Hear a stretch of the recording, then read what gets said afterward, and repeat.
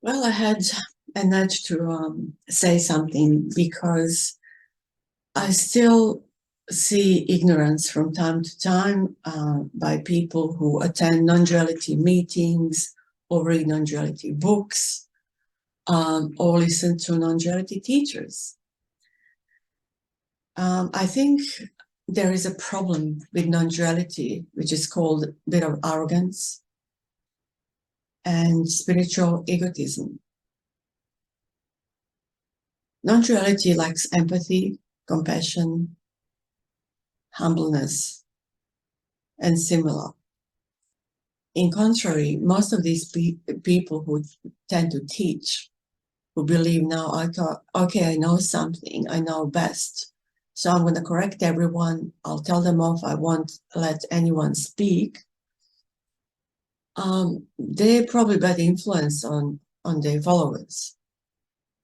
Interesting enough, these people who teach keep saying, I'm not a teacher. Yet at the same time, pathetically, they keep inviting everyone to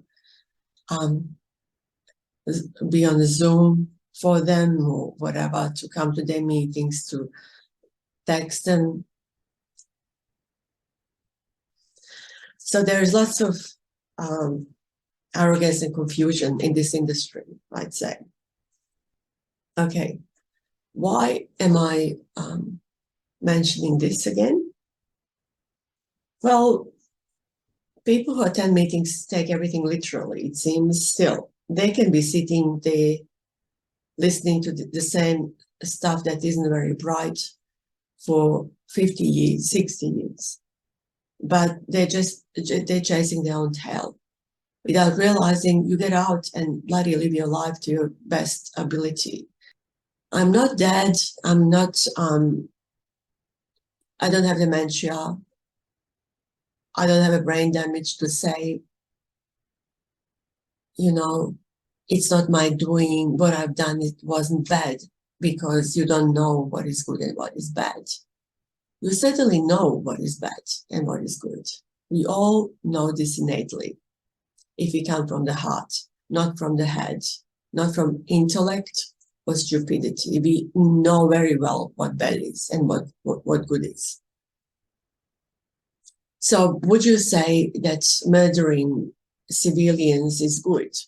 Would you say that invading countries is good? Would you say that molesting children and pedophilia is good?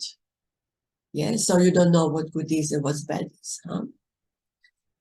We all know this.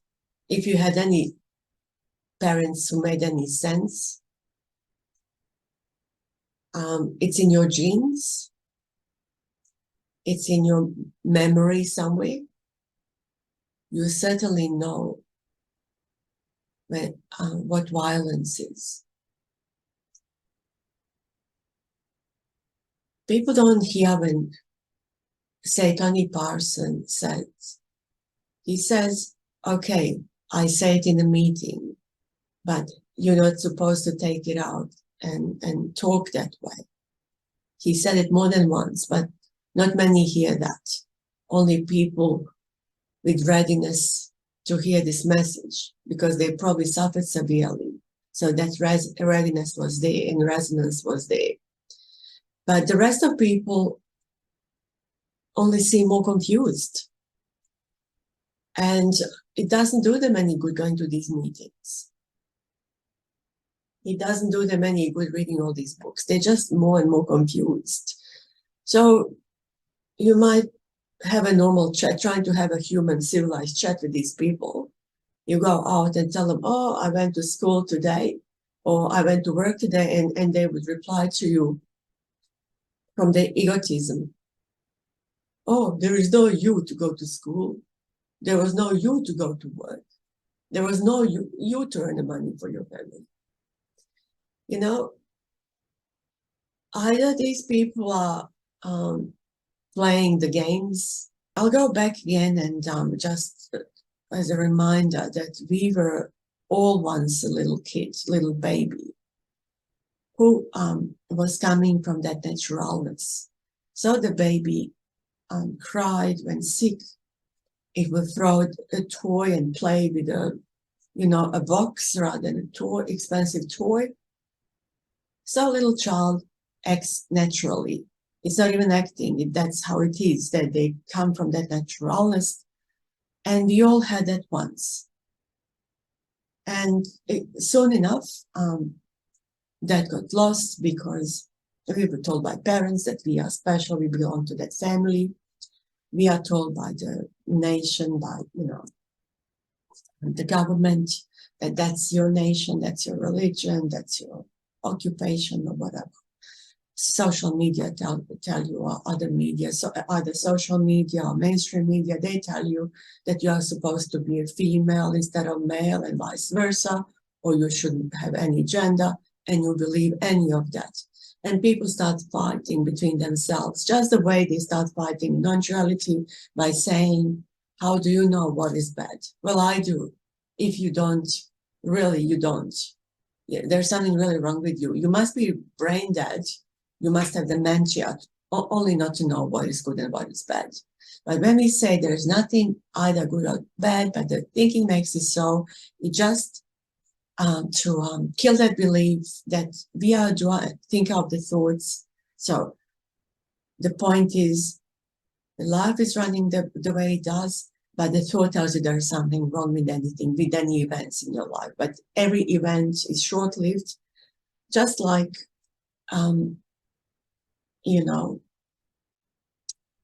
spring, and then you ends, and you have summer, then you have autumn, then you have winter. It all takes turns, just like day and night, everything takes turns.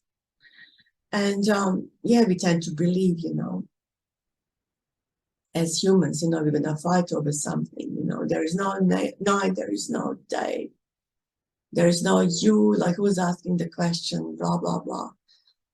It's really ignorant. I think John Rila mentioned that in one of the meetings. Unfortunately, so many people have listened to these meetings, not many. It didn't stay with too many. I guarantee you that if there was ripeness and readiness to hear the message with your heart, one of John Wheeler's meetings would be enough for you.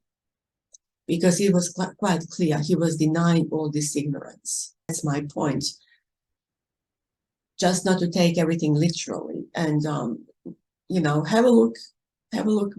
The thing is, it's not about following someone. You don't need to follow anyone, how someone behaves, what someone tells you.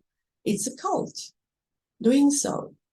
Follow your own heart. How about that?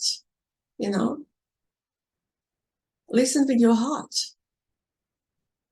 And your heart has the best ears ever. Much better than your normal ears. That, that hear the thoughts well. What about hearing your heart, your innate intelligence? Maybe have courage to listen to that, to your natural intelligence that comes from the bottom of your heart. And, whether someone is a good person or bad person, you're going to now deny it again with me. But it's often basically inbuilt in DNA, I'd say. So if one is a giver, they remain so. If one loves to cause trouble all the time, make people not speak, or create wars between people, that's in their DNA. And that's such is life, Even with basically knowing our natural state, when we stop coming from ego and start coming from that naturalness, we still basically struggle putting up with people, with humans who are competitive, humans who would bully you, run you down and exhaust you. Even if you go to work, you'll get annoyed with stuff you do not like. Even you might say, I'm not a choice maker. choices happen and you know, all that stuff. It's again, whether it's in our DNA, whatever, it does not mean all of a sudden we put up with everything and everyone. We actually, in contrary, we quite get annoyed because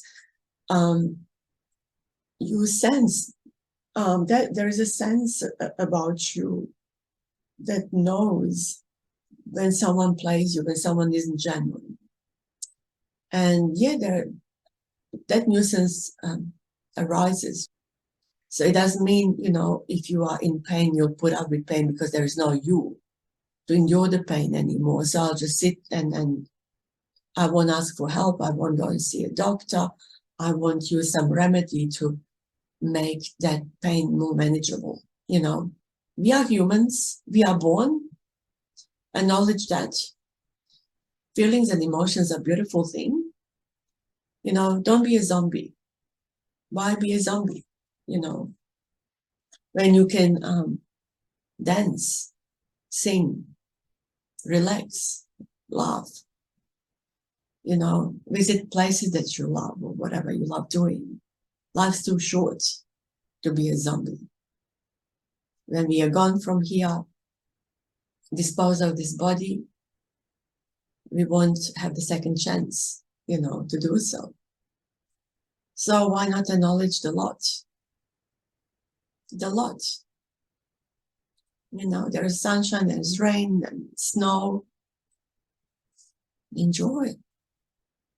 You know, stars. Doesn't matter. Go to the moon and back.